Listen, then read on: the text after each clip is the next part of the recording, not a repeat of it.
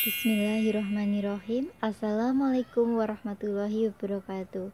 Halo adik-adik, kali ini Kak Afaka akan membacakan buku cerita seri cerita sahabat Nabi. Judulnya Bilal Pemilik Suara Emas. Bilal the Owner of Golden Voice. Penulisnya Ulfa HT. Penerjemah Raini.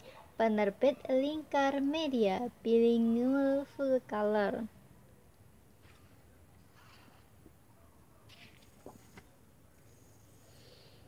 Ini halaman nih, hadis riwayat, ada hadisnya ya. Dulu kaum muslimin saat datang ke Madinah mereka berkumpul.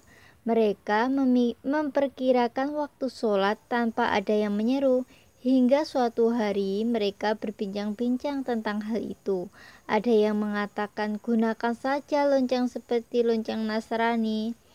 Dan yang lain menyatakan gunakan saja trompet seperti trompet Yahudi. Umar berkata, tidakkah kalian mengangkat seseorang untuk menyeru sholat? Lalu Rasulullah SAW bersabda, wahai Bilal, berdirilah dan serulah untuk sholat. When the Muslim arrived at Medina, they used to assemble for the prayer and used to guess the time for it. During those days, the practice of adhan for the prayer had not been introduced yet. Once they discussed this problem regarding the call for prayer. Some people suggested the use of a bell like of the Christian. Others proposed a trumpet like the horn used by the Jew, but Umar was the rest to suggest that a man should call the people for the prayer. So Allah's Messenger ordered Bilal to get up and pronounce the adhan for prayer.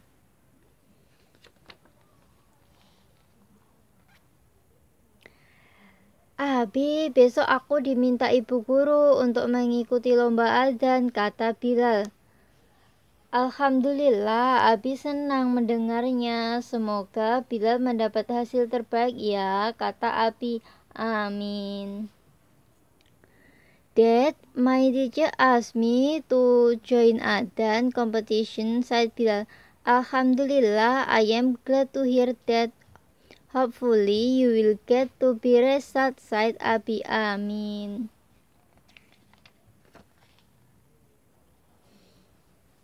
Dulu Upi dan Ami menamai kamu Bilal dengan harapan doa.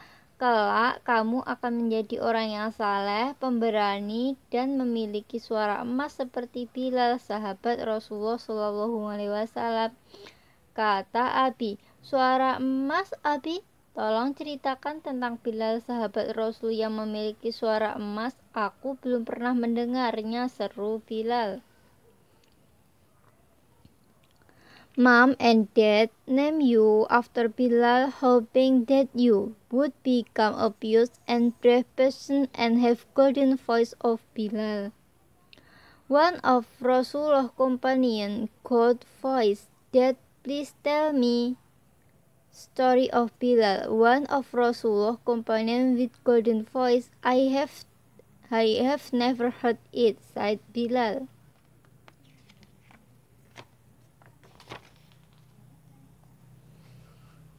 Bilal dahulunya adalah seorang budak yang memeluk Islam. Seorang budak tidak memiliki kebebasan karena dia harus melaksanakan semua perintah majikannya, cerita Abi. Abi melanjutkan, termasuk jika majikannya memerintahkan untuk meninggalkan agama Islam dan kembali menyembah berhala. Bilal used to be a slave who converted to Islam.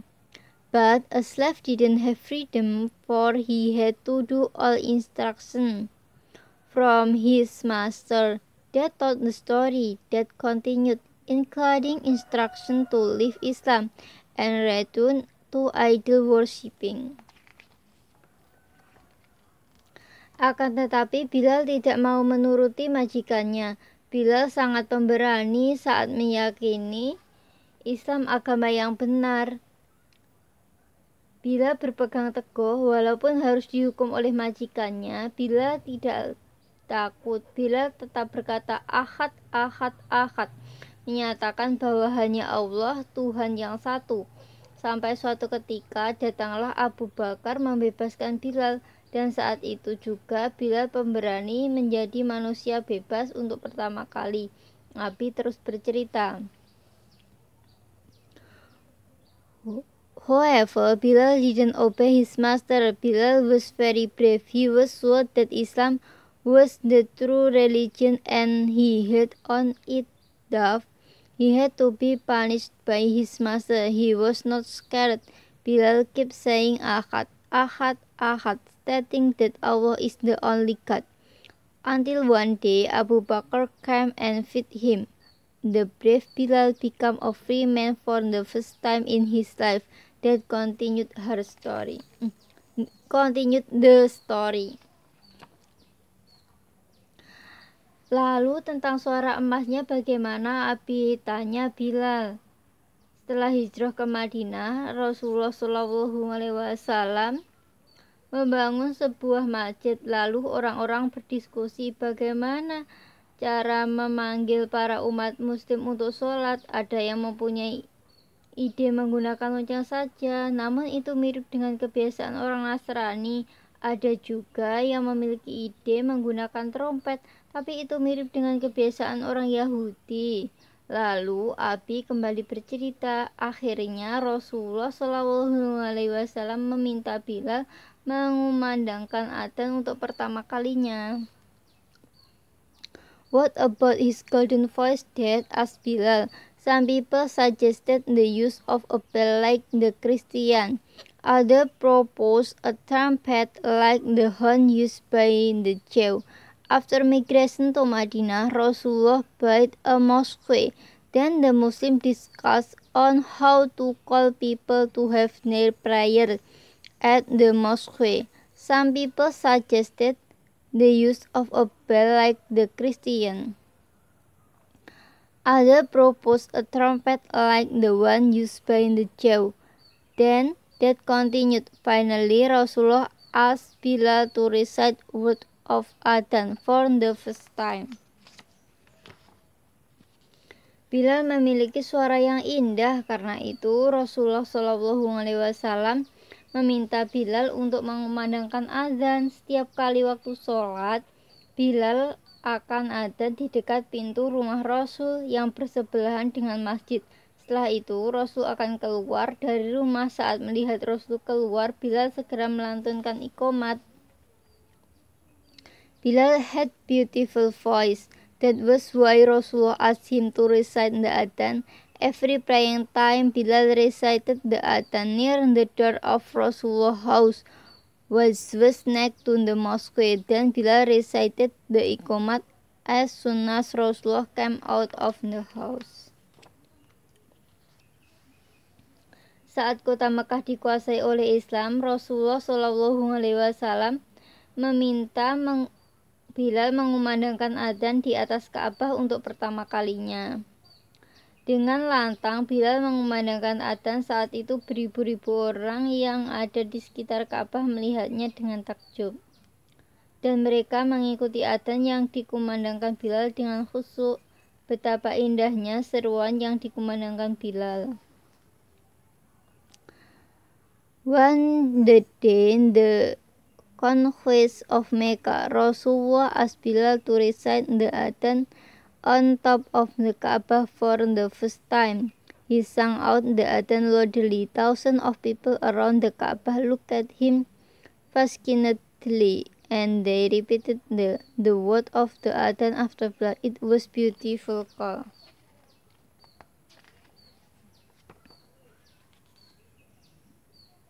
Saat Rasulullah SAW wafat, Bilal tidak kuasa lagi untuk melakukan adzan. Karena setiap Bilal adzan, dia selalu mengingat Rasulullah SAW dan menitikkan air mata sehingga tidak sanggup melanjutkan azannya. Begitulah kecintaan Bilal terhadap Allah, Rasul, dan Islam, kata Abi mengakhiri cerita. When Rasulullah died, Bilal was unable to recite the adhan anymore, because every time he started the call, he always remembered Rasulullah and his tear dropped. He could not continue. That was the love of Bilal for Allah, Rasul, and Islam, said that ending his story. Masya Allah, Abi, aku terharu mendengar kisah Bilal. Aku akan berusaha agar bisa seperti Bilal, mengajak banyak orang untuk melaksanakan sholat di masjid dengan suara adzan yang aku kumandangkan. Amin ya robbal alamin. Semoga anak bisa seperti Bilal yang sesungguhnya saleh, pemberani, dan ahli menyeru umat Islam untuk datang sholat ke masjid. Ketika mendengar adzan, Abi tersenyum. Masya Allah, Dad, I am touched by the story of Bilal. I will try to be like him and call others to pray at the mosque with the adhan I recite. Amin ya robbal alamin. May you become the true Bilal, pious, brave, and specialist in calling all Muslims to pray at the mosque as soon as they hear the adhan. That smiled.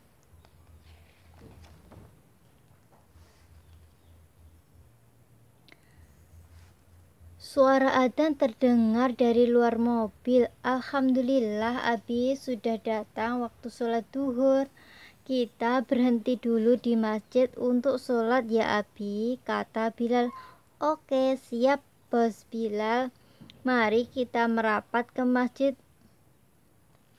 The sound of adzan was heard from outside of the car. Alhamdulillah, Dad. It's time to pray duhur. Let's stop for a while and pray at the mosque, said Bilal. Okay, Bilal, the boss. Let's go to the mosque. Di sini halaman terakhir ada pesan ya. Ini. Anak-anak saleh dan solehah, Bilal merupakan teladan yang baik bagi kita. Anak perempuan bisa mencontoh keteguhannya dalam mempertahankan iman Islam. Walaupun Bilal mengalami banyak ujian, bagi anak laki-laki, semoga kisah Bilal bisa menjadi penyemangat agar kita bisa menjadi anak pemberani, saleh, dan bisa ada seperti Bilal. Walaupun Allah Subhanahu wa Ta'ala tidak menganugerahi suara merdu pada semua orang, kita tetap bisa berlatih adzan dengan baik dan indah. Semangat ya! Pious children, Bilal was a good example for us. Girl, you can take his firmness as a model. Despite the number of trials he faced, he kept his faith firmly. Boys, the story can motivate you to be a brave, pious kid and to be able to recite the adhan like him. Although Allah don't give beautiful voice to everybody, we can still practice reciting the adhan properly and beautifully. Keep the spirit, kid. Ini kesimpulan atau highlight dari cerita ini. Rasulullah Shallallahu Alaihi